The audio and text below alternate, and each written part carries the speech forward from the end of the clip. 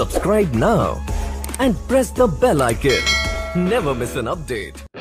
పంచాయతీ పాలకవర్గం మీకు ఎంపీటీసీగా ఎంతవరకు ఒక గౌరవం గుర్తింపు కలిగించింది? అధికారులు కావచ్చు, పాలకవర్గం కావచ్చు. మొదట్లో కొంచెం సహకరించలేదండి. మొదట్లో ఏంటంటే ఎంపీటీసీలు మీరు మండలంలోనే మాట్లాడాలి, పంచాయతీలో మీకు ఎటువంటి సంబంధం ఉండదని తీరులో ప్రవర్తించారు.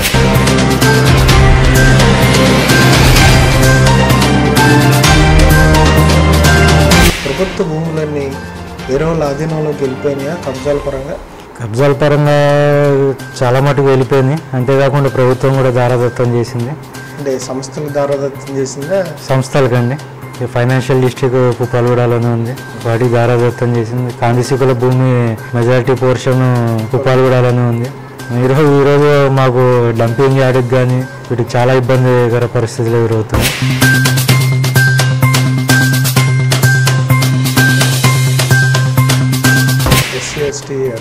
అవునండి, ఒక కేసు నమోదైంది. మీరు దాడికి కూడా పాల్పడ్డారని. మాగా రాజకీయ కక్షలు, వారు ఒక పార్టీ, మేము ఒక పార్టీ, దీంతో వారు మా మీద పెట్టడం జరిగింది. అది కోర్టు పరిధిలో ఉంది. అప్పుడు ఇద్దరు ఒకటే పార్టీ కదా? అప్పుడు ఒకటే పార్టీ అండి, ఇద్దరం టీఆర్ఎస్ పార్టీ. కానీ ఒకరేమో మంత్రి గారు అదే వద్ద గన్మెన్గా పనిచేయడం.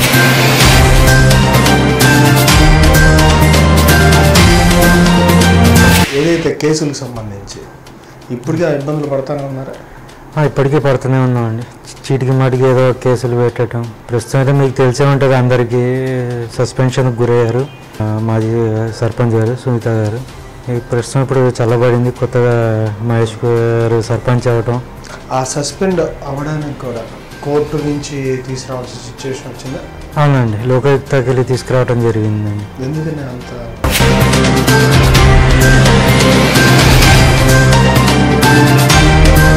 ఇళ్ళ నిర్మాణాలకు కూడా చాలా అవతవకలు జరిగాయి. అలాంటి వాళ్ళు సుమారు ఎంతమంది ఉంటారు? ఇంతకుముందు ఉన్న పాలకవర్గం సర్పంచ్ గారి బారిన పడి, వాళ్ళ భర్త బారిన పడి ఇబ్బంది పడిన వాళ్ళు మొదటి 2 ఏళ్ళు తీవ్రంగా ఇబ్బంది పడ్డారండి. తర్వాత కంప్లైంట్లు ఇవ్వటం, వీటితో కొంచెం ఆయన తగ్గారు. ఆయనకు కూడా నోటీసులు వెళ్ళటం జరిగింది.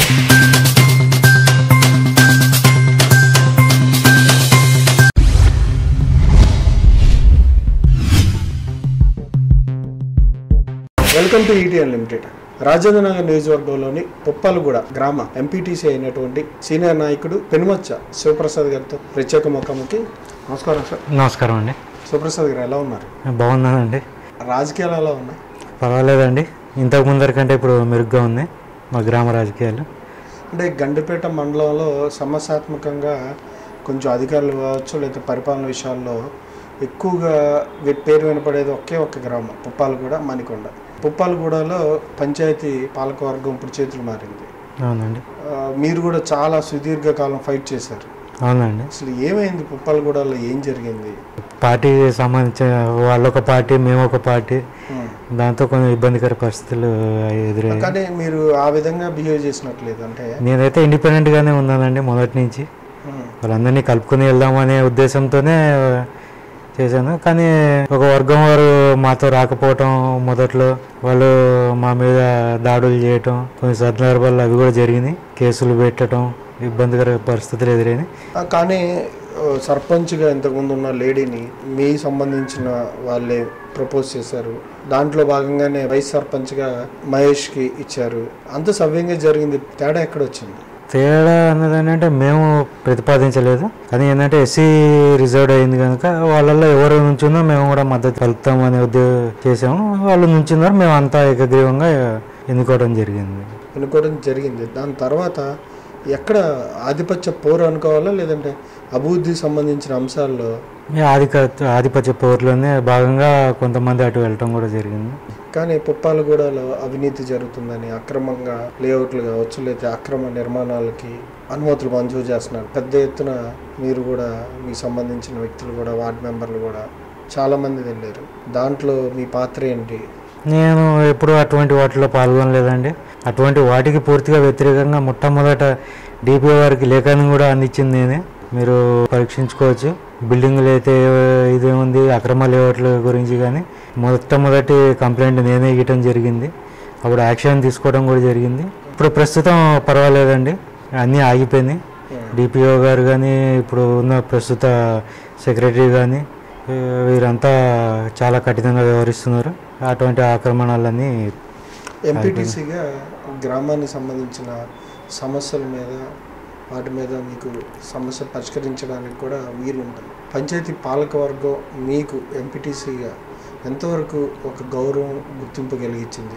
అధికారులు కావచ్చు, పాలకవర్గం కావచ్చు. మొదట్లో కొంచెం సహకరించలేదండి. మొదట్లో ఏంటంటే ఎంపీటీసీలు మీరు మండలంలోనే మాట్లాడాలి, పంచాయతీలో మీకు ఎటువంటి సంబంధం ఉండదని తీరులో ప్రవర్తించారు. తర్వాత ఇంకేంటంటే అందరినీ కలుపుకోవటం, నా స్వభావం అటువంటిది. నేను ఎవరిని ద్వేషించడం కానీ దూరంగా పెట్టడం కానీ అటువంటి ఏ విధంగా ప్రవర్తించను. సో ఏంటంటే వాళ్ళు కూడా నాతో కలుపుకోలుగానే ఉండి తర్వాత మెల్లగా దగ్గరయ్యారు. అందరం కలిసి పనిచేయడం జరిగింది.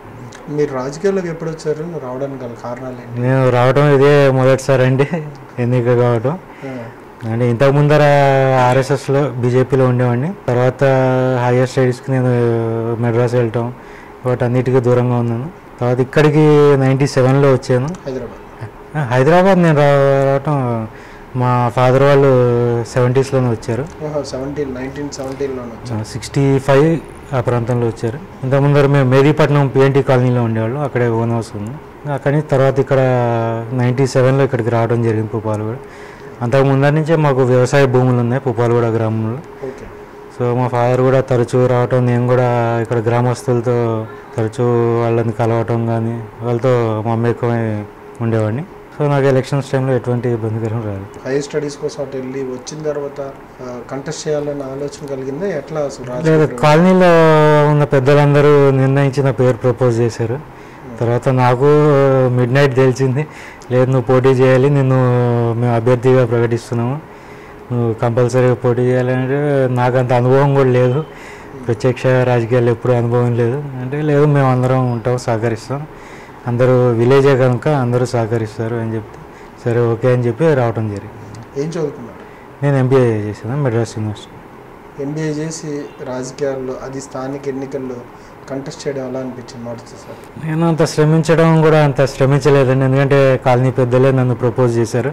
వారు నా విజయానికి కూడా బాధ్యత వాళ్ళే ఎక్కువ తీసుకున్నారు నాకంటే. ఇంకా అందరితోనే నాకు ముందరి నుంచే పరిచయాలు ఉన్నాయి, ఆ పరిచయాలు కూడా బాగా కలిసి వచ్చినాయి. మా నాన్నగారు మేము తరచూ ఇక్కడికి రావటం, పుప్పాలగూడ వ్యవసాయ భూములు ఉన్నాయి కనుక మాకు ఆ విధంగా కలిసి వచ్చింది. మీరు వచ్చేసరికి ఒక ఎంపీటీసీగా చదువుకున్న వ్యక్తి, పీజీ చేశారు, సమస్య మీద అవగాహన తెచ్చుకోవడం కూడా తొందరగా వస్తుంది. ఆ సమస్యను పరిష్కరించే విధానంలో కావచ్చు, మీ ప్రయత్నం మీరు ఏం చేశారు? ఈ సుమారు 5 సంవత్సరాలు అయిపోతుంది ఈ పదవి కూడా వచ్చి. 5 సంవత్సరాల కాలంలో ఏ సమస్యలు మీ దగ్గర ఉన్నాయి, వాటిని ఎంతవరకు మీరు పరిష్కరించారు? అంటే సమస్యలు అంటే ప్రధానంగా రోడ్లు కానివ్వండి, డ్రైనేజ్ కానివ్వండి, వీటి ఎక్కువ డస్ట్ ఎక్కువ ఉందండి, దోమలు ఒకటి, వాటి మీద మేము చాలా తీవ్రంగానే కృషి చేసాం. ఇప్పుడు మీరు ఎక్కడ చూసినా రోడ్లన్నీ నీట్గా చేయడం జరిగింది. కానీ మాకు ఇక్కడ ఏంటంటే పార్కులు లేకపోవడం దురదృష్టకరం. వాటి కోసం ఇంకా కృషి చేస్తున్నాం. కాలనీ పెద్దలేంటి అందరి సహకారంతో, పాలకవర్గం సహకారంతో మేము పార్కుల్ని ఏర్పాటు చేయడానికి కృషి చేస్తున్నాం. కోర్టు కేసులని వీటి వల్ల డిలే అవ్వటం అయితే జరుగుతుంది, కానీ వాటిని తప్పకుండా పరిష్కరిస్తాం. మీకు తెలిసినంత వరకు ఇంతకుముందు ఉన్న పుప్పాలు కూడా వేరు, అవును, ఇప్పుడున్న పుప్పాలు కూడా వేరు. ప్రభుత్వ భూములన్నీ వేరే వాళ్ళ ఆధీనంలోకి వెళ్ళిపోయినాయా? కబ్జాల పరంగా చాలా మటుకు వెళ్ళిపోయినాయి. అంతేకాకుండా ప్రభుత్వం కూడా దారాదత్తం చేసింది. అంటే సంస్థలు దారాదత్తం చేసిందా? సంస్థలకండి. ఫైనాన్షియల్ డిస్ట్రిక్ట్ పుప్పాలగూడలోనే ఉంది, వాటికి దారాదత్తం చేసింది. కాందిశీకుల భూమి మెజారిటీ పోర్షన్ పుప్పాలగూడలోనే ఉంది. ఈరోజు మాకు డంపింగ్ యార్డ్కి కానీ వీటికి చాలా ఇబ్బందికర పరిస్థితులు ఎదురవుతున్నాయి. జనాభా కూడా బాగా రోజు రోజుకి పెరిగిపోతుంది. ఐటీ కంపెనీ వాళ్ళు కావచ్చు, లేదా వివిధ రాష్ట్రాల నుంచి స్థిరపడిన వాళ్ళు కూడా ఎక్కువైపోతూ ఉన్నారు. మరి మీరు అంటేనే డంపింగ్ యార్డ్ కూడా కనీసం లేదంటారు, పార్కులు లేవంటారు. వీటి మీద మీ ప్రయత్నంగా మీరేం చేశారా, లేకపోతే మీ నియోజకవర్గ ఎమ్మెల్యే ఏమైనా మీ గ్రామానికి పర్టికులర్గా సాయం చేశాడా అభివృద్ధి విషయంలో? అభివృద్ధి విషయంలో పర్వాలేదండి, ఎందుకంటే మేము ఎక్కువ శాతం మండల పరిషత్ నిధులతోనే ఇది. ఎమ్మెల్యే గారి నిధులు అయితే చాలా తక్కువగా వచ్చింది, రాలేదండి, ఎటువంటివి రాలేదు. ఇంకా మండల పరిషత్ నిధులు మెజారిటీ మండల పరిషత్ ఎంపీటీసీ కాబట్టి మండల పరిషత్ నిధులతోనే డెవలప్మెంట్ చేయడం జరిగింది. ఈ సుమారు ఎన్ని లక్షల రూపాయలతో అభివృద్ధి చేశారు? సుమారు ₹1 కోటి వరకు మేము అభివృద్ధి కార్యక్రమాలు చేసామండి. మీ ఈ 5 సంవత్సరాలు నా ఒక్క పరిధిలో ₹1 కోటి వరకు ఎంపీపీ కానీ మీ జనరల్ ఫండ్స్ ద్వారా తీసుకొచ్చామండి. ఇంకా మంత్రుల ద్వారా ఎవరి దగ్గర తెచ్చారా? ఎమ్మెల్సీ గారు ఒక 5 లక్షల వరకు ఇచ్చారు మొదట్లో, తర్వాత మళ్ళీ ఏమీ లేదు. ఎంపీ నిధుల నుండి అంటే నిజ్నాంపూర్ కూడా మాది వస్తుంది కనుక వారు రోడ్లకు కానీ ఇప్పుడు చెరువు అభివృద్ధి కార్యక్రమం వీటిలో పాల్గొన్నారు. ఉప్పలగూడకి చెరువు ఉందా? ఉందండి. ఎంతవరకు మిగిలింది? ఇంకా సుమారు 2-3 ఎకరాలు కబ్జా అయిన ఉంటుంది, మిగతాదంతా బాగానే ఉందండి. మిషన్ కాకతీయ ద్వారా దానికి ఏమైనా ఇచ్చారా నిధులు? లేదండి, ఎటువంటి నిధులు రాలేదు. మేము అడిగాం కానీ ఇంకా ఎటువంటి నిధులు రాలేదు. మీరు ప్రధానంగా ₹1 కోటి వరకు ఖర్చు పెట్టారన్న. అవునండి. ₹1 కోటి ఏం చేశారు? ప్రభుత్వ పాఠశాలకు చేశారా లేదంటే ఏదైనా రోడ్లకి చేశాను. ఉన్న కొన్ని పార్కులకి ప్రహరీ గోడలు నిర్మించాము. మరియు కమ్యూనిటీ హాల్స్కి ఇప్పుడు ఇంకా కొన్ని జరుగుతున్నాయి. అంజలి గార్డెన్స్లో కమ్యూనిటీ హాల్ సుమారు ₹15 లక్షల వరకు. అది మొదట్లో 18 లక్షలు పెట్టి ఒక డ్రైనేజ్ వర్క్ ఒకటి చేశాను అంజలి గార్డెన్స్లోని. డైమండ్ హిల్స్ కాలనీలో మొన్న ఇనాగ్రేషన్ కూడా చేసాం. ఎమ్మెల్యే గారు సారథ్యంలో ఓపెన్ కూడా చేసాం. సుమారు ₹23 లక్షలు ఖర్చు అయింది. 18 లక్షలు మండల పరిషత్ నిధులు, ₹5 లక్షల గ్రామ పంచాయతీ నిధులతో దాన్ని పూర్తి చేయడం జరిగింది. ఇంకోటి సెక్రటరియట్ కాలనీలో మొదటి స్లాబ్ అయిపోయిందండి, మొన్ననే పూర్తి చేసాం. రెండో స్లాబ్ వర్క్ జరుగుతుంది. కమిటీ హాల్ అండి. సుమారు ₹30 లక్షల వరకు ఖర్చు అవుతుంది. 30 లక్షలు. అది మీ నిధులతో? మా నిధులతో చేస్తున్నాం.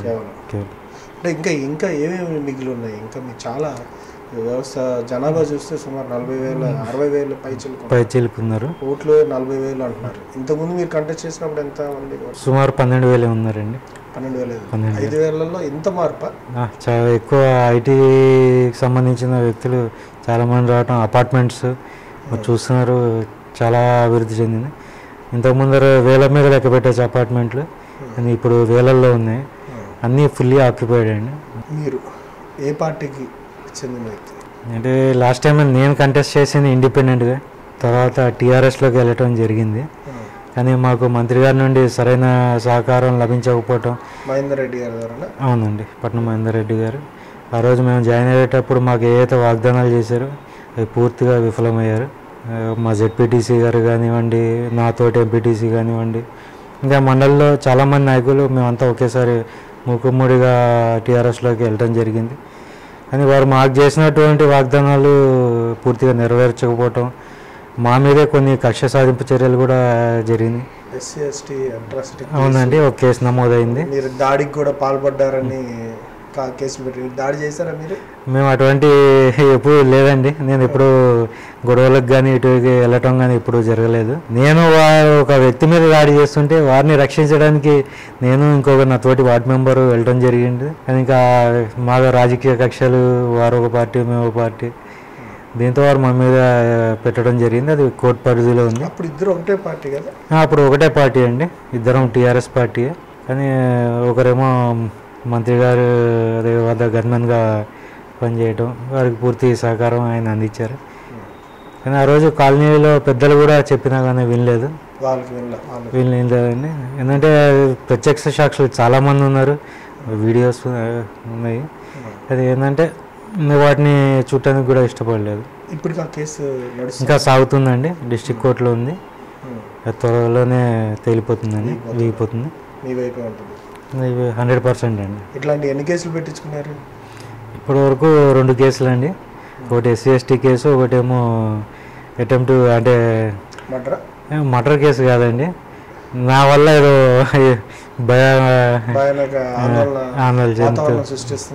అది పెట్టారు సెక్షన్ మీద.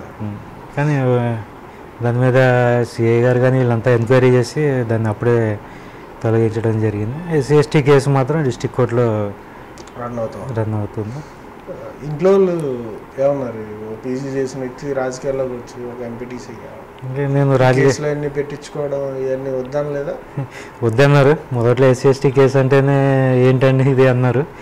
రాజకీయాలు అవసరం లేదు, ఈ కేసులు దీని మీద మచ్చ పట్టడం మాకు ఇష్టం లేదు. ఏదైతే కేసులకు సంబంధించి ఇప్పటికే ఇబ్బందులు పడతానే ఉన్నారా? ఇప్పటికీ పడుతూనే ఉన్నామండి. చీటికి మాటికి ఏదో కేసులు పెట్టడం, ప్రస్తుతం అయితే మీకు తెలిసే ఉంటుంది, అందరికీ సస్పెన్షన్కి గురయ్యారు మాజీ సర్పంచ్ గారు సునీత గారు. ఈ ప్రస్తుతం ఇప్పుడు చల్లబడింది, కొత్తగా మహేష్ గారు సర్పంచ్ అవ్వటం. ఆ సస్పెండ్ అవ్వడానికి కూడా కోర్టు నుంచి తీసుకురావాల్సిన సిచ్యువేషన్ వచ్చిందా? అవునండి, లోకాయుక్తకి వెళ్ళి తీసుకురావడం జరిగిందండి. ఎందుకని అంత? నేనంటే మంత్రి ఒత్తిడి అధికారుల మీద, సో దాన్ని ఫైల్ ఆపారని ప్రచారం బాగా జరిగింది. అది కూడా వాస్తవంగానే జనాలు నమ్ముతున్నారు, మేము కూడా అదే నమ్ముతున్నాం. ఫైల్ ఆపారు? అవునండి. అక్కడ దాకా వెళ్ళి మళ్ళీ మీరు దానికి న్యాయం కోసం పోరాడి, న్యాయం కోసం విలేజ్ నుంచే ఒక వ్యక్తి లోకాయుక్తని ఆశ్రయించి లోకాయుక్త నుంచి ఆయన తెప్పిడు. నిబంధనలకు లోబడకుండానే బిహేవ్ చేశారా మొత్తం ఈ 4.5 సంవత్సరాలు? అదే కదండి కేసు. సుమారు 5 కోట్ల చిల్లర పై చిలుకు నిధులు తిరిగినాయని మీ విలేకరు సోదరులే దాన్ని బయట పెట్టడం కూడా జరిగింది. ఎలక్ట్రానిక్ మీడియా వారే చేయటం జరిగింది.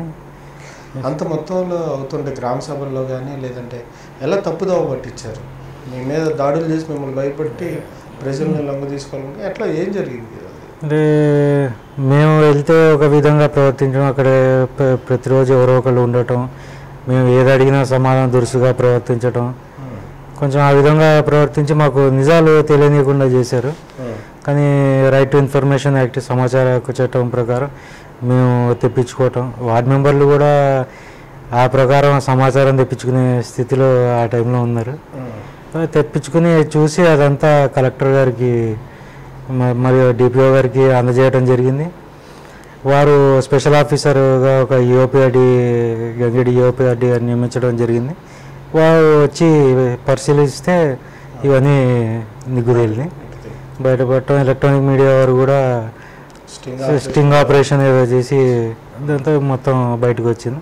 అంటే షాడాగా మొత్తం సర్పంచ్ వాళ్ళ హస్బెండ్ మొత్తం నడిపించారండి, అది వాస్తవం. మొత్తం అతనే నడిపించారు. ఏదైనా సరే కానిస్టేబుల్ కదా ఆయన, గన్మెన్ అండి, మంత్రి మహేందర్ రెడ్డి గారి దగ్గర గన్మెన్ ఆయనతోనే మొత్తం. ఆయన ఆ ప్రాసెస్లోనే మీరు టీఆర్ఎస్ నుంచి మళ్ళీ మారారా? టీఆర్ఎస్? అవునండి, మళ్ళీ మేము టీఆర్ఎస్ నుంచి కాంగ్రెస్కి రావడం జరిగింది. గత శాసనసభ ఎన్నికల్లో మేము సంపూర్ణంగా కాంగ్రెస్కే మద్దతు తెలపడం జరిగింది, కార్తీక్ రెడ్డి గారికి. కానీ దురదృష్టవశాత్తు ఆయనకి టికెట్ రాకుండా జరగటం వల్ల కొంచెం ఇబ్బందికర పరిస్థితి. మీరు మిమ్మల్ని మాజీ సర్పంచ్తో పాటు మీరు ఉంటారని, వాళ్ళ వర్గంలోనే మీరు ఉంటారు, మీకు వర్గాలు ఇట్లాంటివి ఉన్నాయా? లేదంటే మంచి వాళ్ళతో పాటు అట్లా ఎట్లా ఉంటుంది? మేము ఏంటంటే మొదటి నుంచి 14 మంది వార్డు మెంబర్స్, 2 ఎంపీటీసీలు దీని మీదే గెలిచామండి. అందరం ఉమ్మడిగానే గెలిచాం, అంటే ఒకరికొకరు సహకరి, అందరం మిత్రులమే. కానీ ఏంటంటే నరేంద్ర గారు ఆ టైంలో మాకు కొంచెం, ఆయన మాజీ సర్పంచ్, ఆయన సలహాలు ఇవ్వటమే కానీ ఆయన పెద్దగా రాజకీయ మా దీంట్లో దూరి మా మీద పెత్తనం చలాయించడం అట్లాంటిది ఏమీ లేదండి. ఎందుకంటే ఈ రోజుల్లో పెత్తనాలు ఇంకా అవి చేయడం కుదరదండి. ఏంటంటే ఈ ఏరియా మొత్తం అందరూ సెక్రటరియట్ ఎంప్లాయీస్ అండి, అందరూ సెక్రటరియట్ ఎంప్లాయీస్. ఒకవేళ మాకేమన్నా తెలియపోతే మేము వారిని సంప్రదించి మేము సలహాలు తీసుకోవటమే తప్ప మేము ఏ మాజీ సర్పంచుల దగ్గరికి కానీ వీరి దగ్గరికి వెళ్ళి మేము సలహాలు తీసుకోవడం మాత్రం జరగదు. అంటే మీరైతే ఒక వర్గం కాదు కానీ నేను అందరినీ కలుపుకుని వెళ్తానండి. నాకు మాజీ సర్పంచ్గా మొన్న సస్పెండ్ అయిన సర్పంచ్ రాజ్ కుమార్ గారితో కానీ ఇటు వర్గాలు అంటూ నాకు అంటూ ప్రత్యేక వర్గాలు ఏమి లేవు.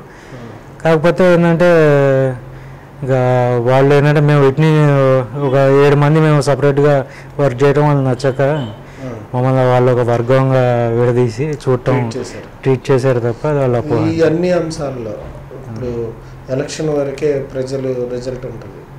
ప్రజలు దాని తర్వాత మళ్ళీ 5 సంవత్సరాల తర్వాత వాళ్ళు తీర్పు ఇవ్వడానికి, ఈ 5 సంవత్సరాలు మీరు 4.5 సంవత్సరాలు ఫైట్ చేస్తూనే ఉన్నారు. అవునండి, ఎవరైతే చేస్తున్నారో వాళ్ళ మీద మీరు ఫైట్ చేస్తున్నాను. ఈ విషయాల్లో ప్రజల్లో ఎంతవరకు చైతన్యం తీసుకొచ్చారు? ప్రజలకు అవగాహన కల్పించడానికి మీరు ఎట్లా? 100% అండి. ఎందుకంటే నా మీద కేసు నమోదైనప్పుడు కూడా సుమారు ఆల్ కాలనీస్ ఫెడరేషన్ అని చెప్పి పుప్పాలగూడ, మణికొండ సంబంధించి ఆల్ కాలనీస్, అంటే వాళ్ళ సెక్రటరీస్, ప్రెసిడెంట్స్ వీళ్ళందరూ ఆల్ కాలనీస్లో మెంబర్స్గా ఉంటారు. వాళ్ళందరినీ కూడా వెళ్ళి మంత్రి గారిని సంప్రదించడం జరిగింది. ఆయన ఈ తప్పు చేయలేదండి, ఒకసారి కనుక్కొని పూర్తిగా విచారణ చేసిన తర్వాత నమోదు చేయమని. కానీ అది ఏది పట్టించుకోలేదు.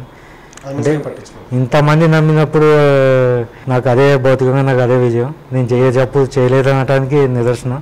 ఇంకా ఒకరి వల్ల నాకు ఒరిగేది ఏం లేదు. ఇప్పుడు ప్రధానంగా పుప్పాలగూడకున్న సమస్య ఏంటి? ప్రధానంగా అంటే మొన్నటి వరకు ఇవే అండి, వర్గాలుగా విడిపోయి తీర్మానాలు చేయకపోవటం, వర్కులు ఏకపక్షంగా చేయటం.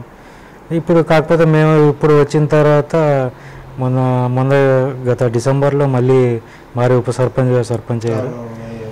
మేము ప్రతి ఒక్కరి కాలనీ సెక్రటరీని కానీ వీళ్ళని అందరినీ పిలిపించుకొని లేదా మేము వెళ్ళటము, అందరి సమస్యలు రాసుకొని ఫస్ట్ ప్రయారిటీ డ్రైనేజ్, వాటర్, తర్వాత రోడ్స్. ఎట్లానే ఇప్పుడు HMWS వాళ్ళు గుంతలు చేశారు, కొత్తగా పైప్ లైన్లు వేసి వాటిని మళ్ళీ పూడ్చడం, సీసీ రోడ్లు వేయటం, ఈ పనులు ప్రస్తుతం జరుగుతున్నాయి.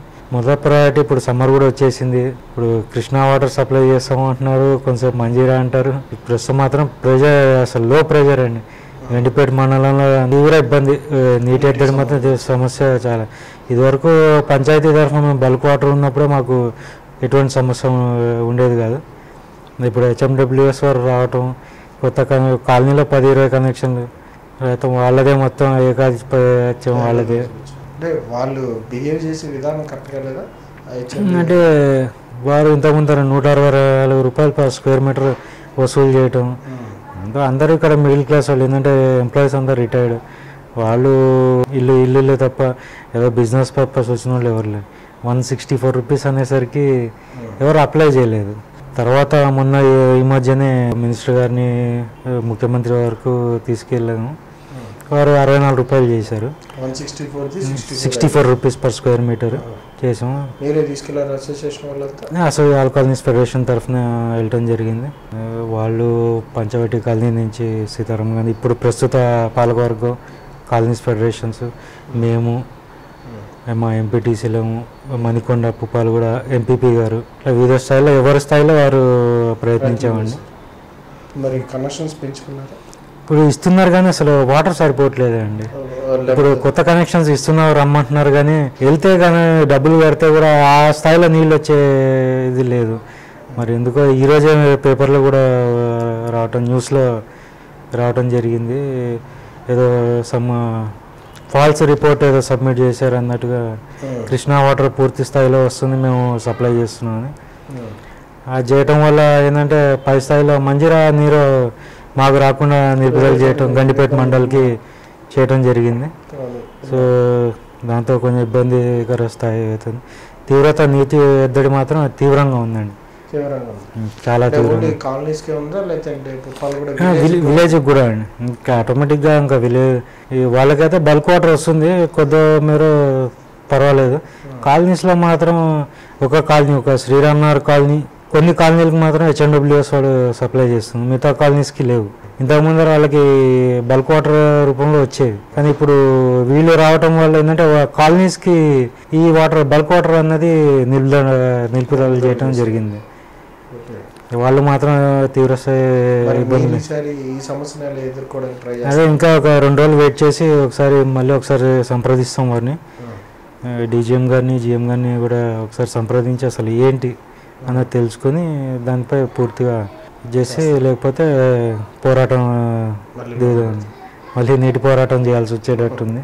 అంటే ఇంతకుముందు పక్కన మీ నార్సింగ్లో కూడా వాటర్ని అక్కడి నుంచి తవ్వుకుంటున్నారు, అక్కడి నుంచి రావట్లేదు అని కూడా ఈ మధ్య జరిగినట్టుంది అక్కడ. అవునండి, ఒకసారి జరిగింది, మన ఎంపీపీ గారు వీళ్ళు వేస్తే ఇది కూడా జరిగింది. మీకు కూడా అలాంటి సిచ్యువేషన్ వచ్చిందండి, రోజుకి దిగజారుతుంది. మరి ఏ మేరకు వారు చేస్తారో తెలియట్లేదు. పూర్తి సమాచారం రేపు మా వరకు వస్తుంది. తర్వాత మా పూర్తి స్థాయి ప్రణాళిక మేము రచించి వారిపై తీవ్రమైన ఒత్తిడి తెస్తాం. ఈ విషయంలో ఎమ్మెల్యే ఏమీ చేయలేపారా? అంటే ఎమ్మెల్యే గారు కూడా వెళ్ళడం జరిగింది, కాలనీస్ సెక్రటరీని వీరిని తీసుకెళ్ళి MD గారిని కలవటం జరిగింది. ఇది జరుగుతుంది. ఆయన కూడా TRS పార్టీలోకి రావడానికి నీళ్ళు ఇస్తేనే వస్తామన్న వాగ్దానం తీసుకుని పార్టీలోకి వెళ్ళారు. అదేవిధంగా మా అసోసియేషన్లు కానీ కాలనీస్ కానీ వారికి ఓటేయడం కూడా జరిగింది. మీ వాటర్ పోరాడుతున్నారు కానీ అంత మేర సక్సెస్ కాలేకపోయారు. ఆయన మున్సిపాలిటీ ఇంకా లేదండి, కోర్టులో జడ్జిమెంట్ పెండింగ్లో ఉంది. కొన్ని విలేజెస్ హైకోర్టు నుంచి స్టే చేయడం జరిగింది. ఏ విలేజ్?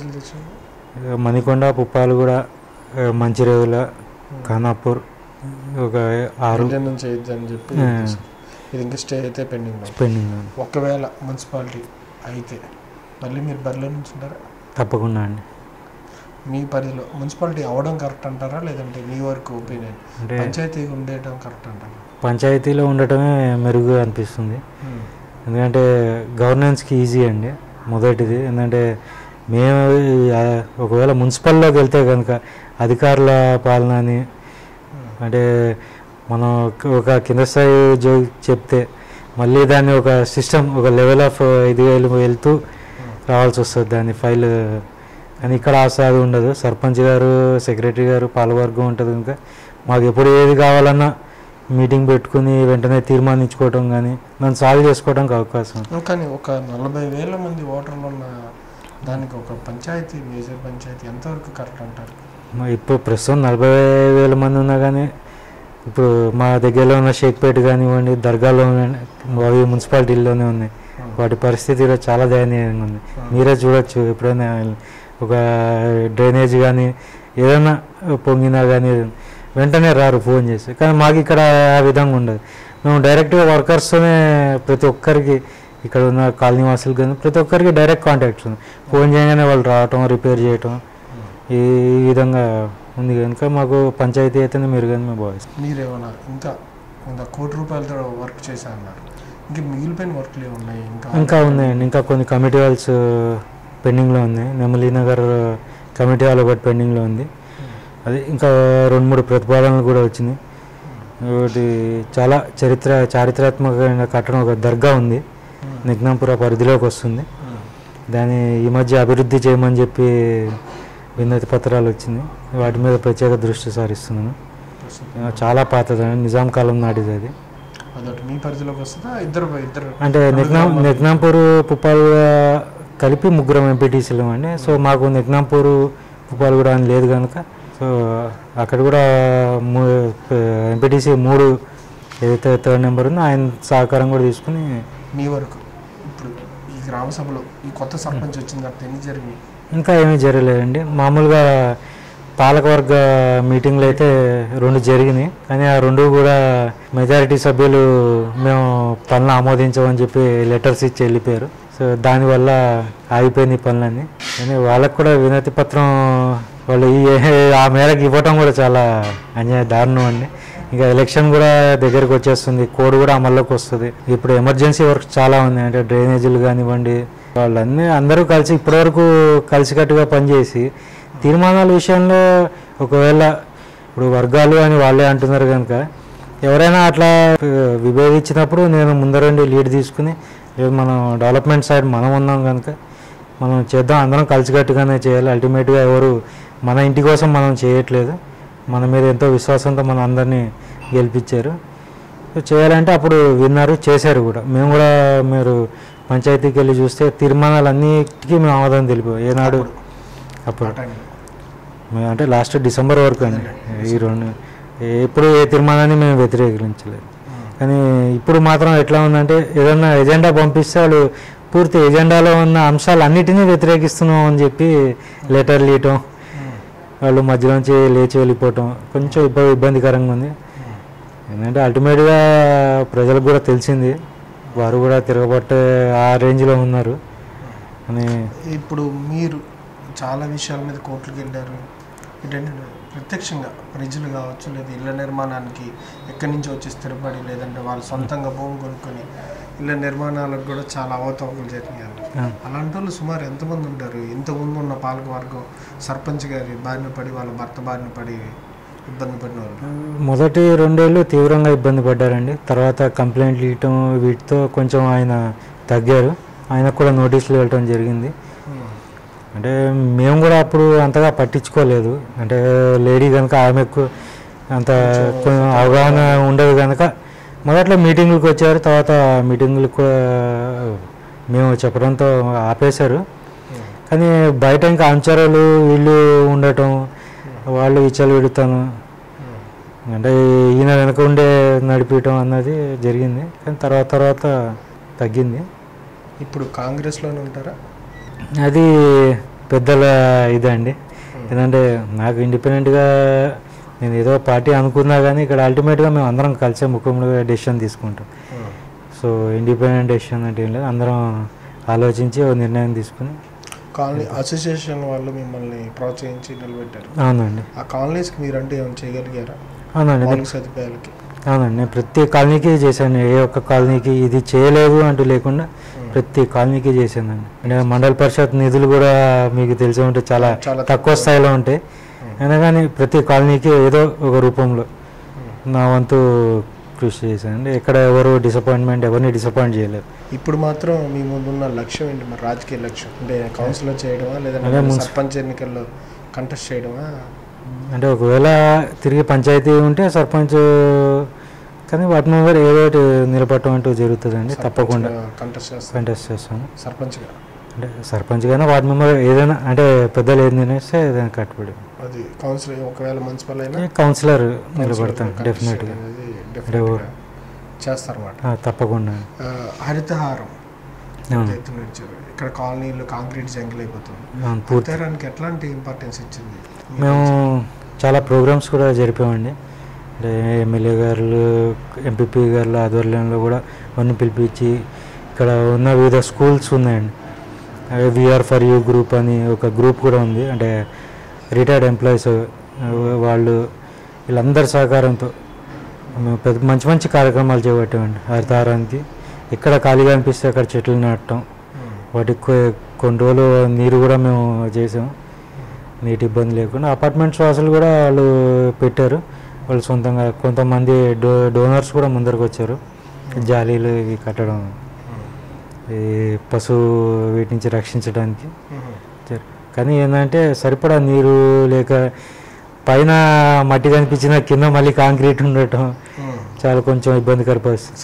సక్సెస్ అవ్వలేదండి. 40-45% మేరే సక్సెస్ లభించింది. కానీ ప్రతి లభించిన హరితహార కార్యక్రమం ఒకరోజు కార్యక్రమం కాకుండా మేము నిరంతరం చేస్తూనే ఉన్నాం. మేము ఏదో గ్రూప్స్, అంటే కొంతమంది స్కూల్ పిల్లలు వీళ్ళు ఒక్కొక్కసారి వస్తూ ఉంటారు మా దగ్గరికి. అంటే ఏదో ప్రోగ్రామ్ అంటే ఎందుకు మా వేరే ప్రోగ్రామ్స్ ఎందుకు, ఈ చెట్లు నాటే కార్యక్రమం నిరంతరం చేద్దాము అన్నంతా మేము ఒక్కొక్కసారి బర్త్డేస్ కానీ వచ్చినప్పుడు ఒక 4-5 చెట్లు 10 చెట్లు మేము వాళ్ళకి ఇవ్వటం గిఫ్ట్స్గా. ఇక్కడైతే పిల్లలు గిఫ్ట్స్గా ఒకరికొకరు మొక్కలే గిఫ్ట్స్గా ఇస్తున్నారు, కల్చర్గా చేసుకుంటున్నారు. పెద్దలు కూడా ఈ వాకర్స్ అసోసియేషన్ అని, ఇట్లా ఓల్డ్ పీపుల్ అసోసియేషన్స్ అని ఒక ఇక ఉందండి, ఆల్ కాలనీస్ ఫెడరేషన్స్ అని, మళ్ళీ ఇండివిజువల్ కాలనీస్ అని. వాళ్ళు ఏంటంటే కూర్చుని ఒక దగ్గర కూర్చున్నప్పుడు ఒక మొక్క నాటాలి అన్న దీంతో అట్లా మొక్కలు నాటుకుంటూ చాలా ఇది చేస్తాం. మణికొండ, పుప్పలగూడ, నిగ్నాంపూర్. వాటర్ సమస్యకు సంబంధించి మీరు రిక్వెస్ట్ చేసేది ఏమన్నా గవర్నమెంట్ కానీ అధికారులు? తప్పకుండా మాకు ఇప్పుడైతే సరైన నీటి సదుపాయం లేదు. ఇంకా హెచ్ఎండబ్ల్యూఎస్ వారు పూర్తి స్థాయిలో వాటర్ పైప్ లైన్స్ వేయలేదు. అంటే ఆ లైన్స్లోంచి కూడా కొంతమందికే నీరు వెళ్తుంది. అంటే పూర్తి స్థాయిలో ఇంకా అందరికీ అప్లై చేయలేదు చాలామంది. ఎందుకంటే మొన్నటి వరకు 164 రూపాయలు ఉండటం వల్ల వాళ్ళు అప్లై చేయలేదు. ఇప్పుడు 64 రూపాయలు, 100 రూపాయలు తగ్గించడంతో వాళ్ళు ముందరకు వస్తున్నారు. కానీ ఏంటంటే ఆ స్థాయిలో నీటి లభ్యత లేదండి. ఇప్పుడు మొన్న కూడా గండిపేట, ఖానాపూర్, ఈ నార్సింగి వీళ్ళకి నీళ్ళు లేక చాలా ఇబ్బంది పడ్డారు. కోకాపేట వాళ్ళు ధర్నాలు చేయటం కానీ. ఇప్పుడు మాకు ప్రస్తుతం మాకు కూడా పుప్పలగూడలో కూడా రావట్లేదు, సరిగ్గా రావట్లేదు. ప్రెషర్ లేదండి, లేదు. 1 ఇంచ్ వాళ్ళకి అంతే వస్తుంది, 1/2 ఇంచ్ వాళ్ళకి అంతే వస్తుంది. ప్రెషర్ లేదు. మరి వీళ్ళు ఏమన్నా రిపోర్ట్స్ ఏమైనా తప్పుడు నివేదికలు పంపించారని వార్తలు వస్తున్నాయి. వాటిని మేము రేపు వెళ్ళి తెలుసుకుంటాం ప్రయారిటీ మీద. ఎందుకంటే వచ్చేది సమ్మర్, ఏది లేకపోయినా ఉండగలుగుతాం, కానీ నీరన్నది లేకపోతే హైలీ ఇంపాసిబుల్. వీటితో పాటు గ్రామ ఏదైతే విలేజ్ అనేది ఉందో ఆ విలేజ్కి సంబంధించి ఎంతవరకు విద్య, వైద్య సదుపాయాల విషయంలో ఎట్లాంటి పరిస్థితులు ఉన్నాయి? మాకు మండల పరిషత్ ఉన్నత పాఠశాల ఉందండి, పర్వాలేదు. దాంట్లో మంచి స్థాయి పిల్లలు అందరూ బాగానే చదువుతున్నారు. ఇంకా ఆరోగ్యం అంటే ఆరోగ్య శాఖ వారు పంచాయతీలకి ఎవ్రీ వీక్ వీళ్ళు వస్తారండి. ఏఎన్ఎం ఉన్నారు, వాళ్ళు వస్తారు. మందులు కల్పించడం కానీ, అవగాహన సదస్సులు జరపడం కానీ వీటన్నిటి ఉన్నాయండి. పర్వాలేదు, ఆరోగ్య సమస్య అయితే లేదు.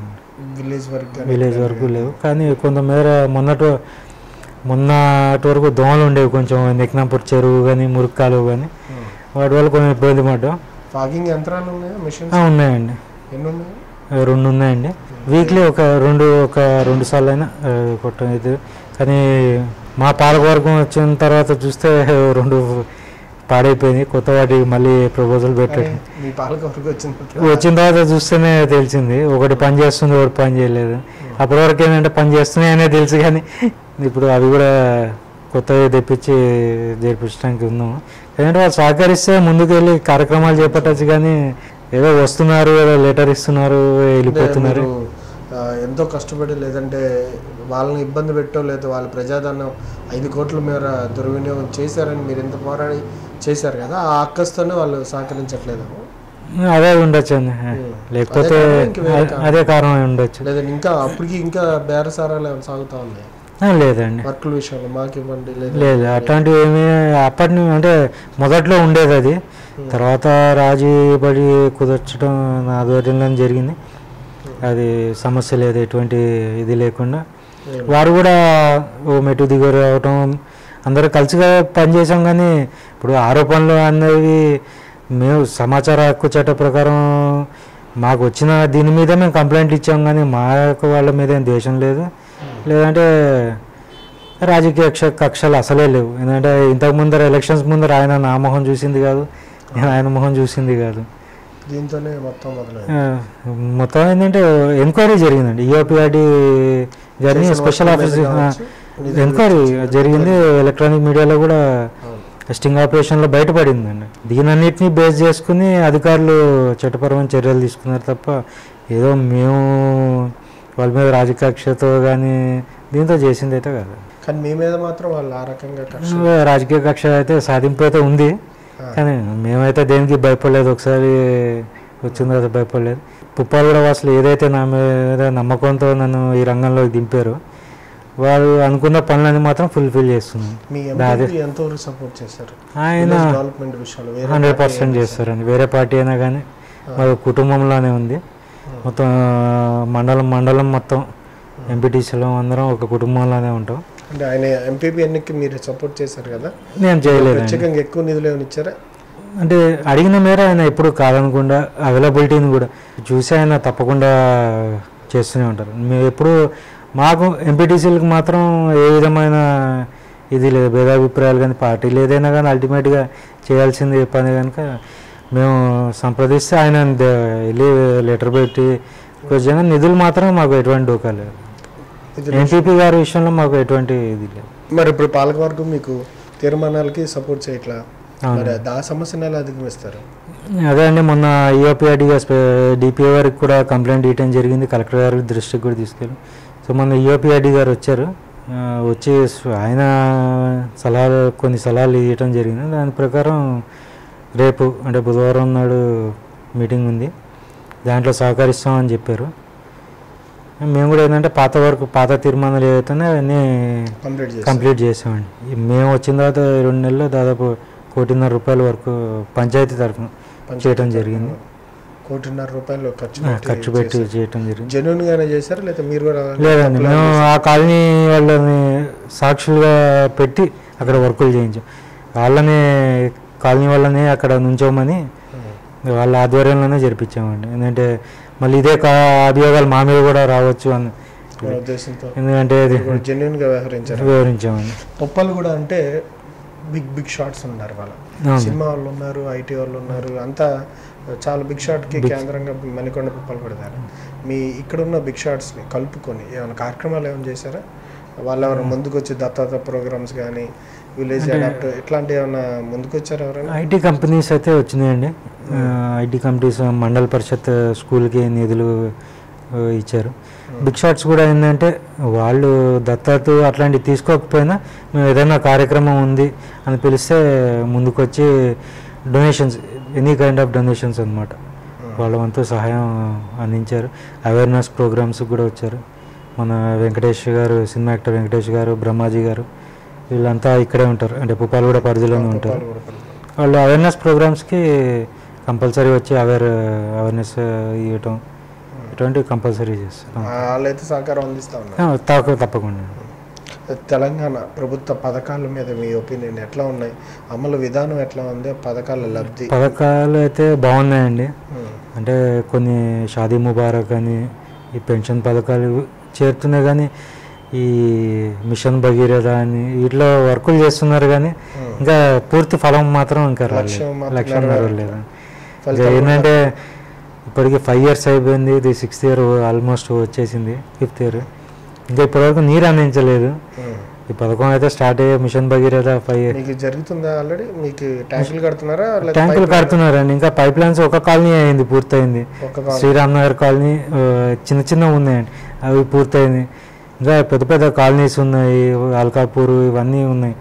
ఇప్పుడు గ్రామంలో ఏంటంటే బల్క్ వాటర్ సప్లై చేస్తున్నారు. ఈ ఉట్టి శ్రీరామ్ నగర్ కాలనీ, ఇంకొక సాయిరామ్ నగర్ కాలనీ, లాలమ్మ గార్డెన్స్లో కొత్త భాగం, వీటికి సప్లై అవుతున్నాయని మిగతా కాలనీస్కి లేవు. అవి కూడా పూర్తిగా పైప్ లైన్ వేయాలని మేము చాలా ఎప్పటి నుంచో కోరుతున్నాం. వాళ్ళు ఏంటంటే ఎవరైనా అప్లై చేస్తే మెజారిటీ అప్లై చేస్తే మేము వేస్తామని, ఇంకా మాకు నిధులు లేవు అన్న దీంతో ఉన్నారు. మరి డబుల్ బెడ్రూమ్ పరిస్థితి ఏంటి? ఇక్కడైతే ఏమీ కేటాయింపులు జరగలేదండి, అసలు స్థలం కేటాయింపు కూడా జరగలేదు, వర్క్ కూడా మొదలవ్వలేదు. రైతు బంధు పథకం మీకు వచ్చిందా?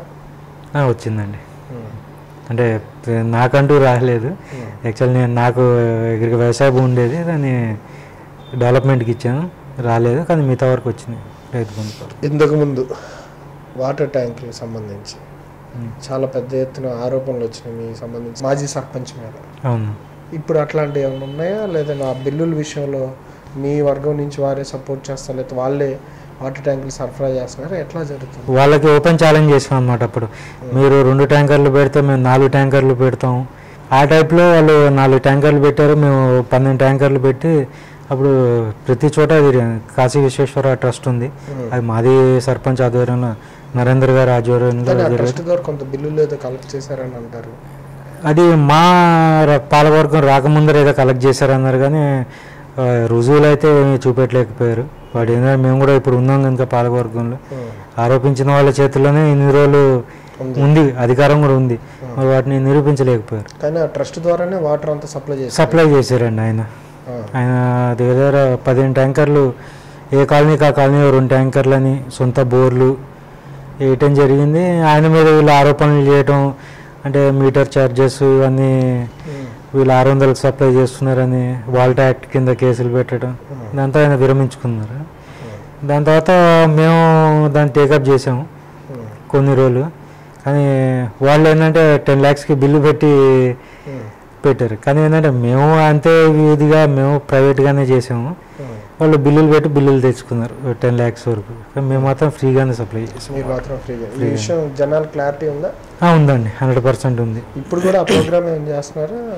లేదండి, అంటే మేము చేయాలనుకున్నా కానీ మేము బోర్లు వేసి కనీసం విద్యుత్ మాకు సహకారం లభిస్తే విద్యుత్ సహకారం మేము అందజేయడానికి ముందున్నాం. కానీ ఈ వాల్టా యాక్ట్ అని ఇవన్నీ కేసులు పెట్టి తీవ్ర ఇబ్బందులు గురి చేయటం, మేము పోలీస్ స్టేషన్లోకి వెళ్ళటం తరచు జరిగిందండి. అప్పట్లో మా మీద ఈ వాల్టా యాక్ట్లో కూడా కేసులు నమోదైనాయి. ఏంటంటే వాటర్ సప్లై చేయొచ్చు, కానీ మళ్ళీ వీటి మీద పెనాల్టీలు అంటే హ్యూజ్ పెనాల్టీస్, ఒక్కొక్కసారి 60,000, 70,000 ఇటువంటి ఫైన్లు పెనాల్టీలు కూడా కట్టామండి. Okay sir, okay, thank you sir, thank you very much. Thank you అండి, ధన్యవాదాలు అండి. ఇదండి పుప్పలగూడ ఎంపీటీసీ అయినటువంటి పెనుమచ్చ శివప్రసాద్ గారి అభివృద్ధి కార్యక్రమాలు, ఆ విధంగా గ్రామాల్లో జరుగుతున్న సమస్యలకు సంబంధించి వాళ్ళు ఏ విధంగా పనిచేస్తున్నారు అనేది పాలకవర్గం ద్వారా నిక్కచ్చిగా ప్రజలకు అవసరమైనటువంటి మౌలిక సదుపాయాల కల్పనకు తాము కృషి చేస్తున్నామని, రానున్న రోజుల్లో మున్సిపాలిటీ అయినా ఏదైనా సరే తాను పదవుల్లో రాజకీయాల్లో ముందుకు కొనసాగుతానని, నిజాయితీపరుడుగా తాను ఉండడం ఇష్టమని, ప్రజల్లోకి అవసరమైనటువంటి మౌలిక సదుపాయాల కల్పనకు తాను ఎప్పుడు ముందుంటానని, ఎటువంటి కేసులకు భయపడకుండా ప్రజలకు సేవ చేయడం లక్ష్యంగా తాను ముందుంటానని చెప్పారు శివప్రసాద్ గారు. Thank you very much. Please don't forget to subscribe our YouTube channel ET Unlimited for more fun and entertainment.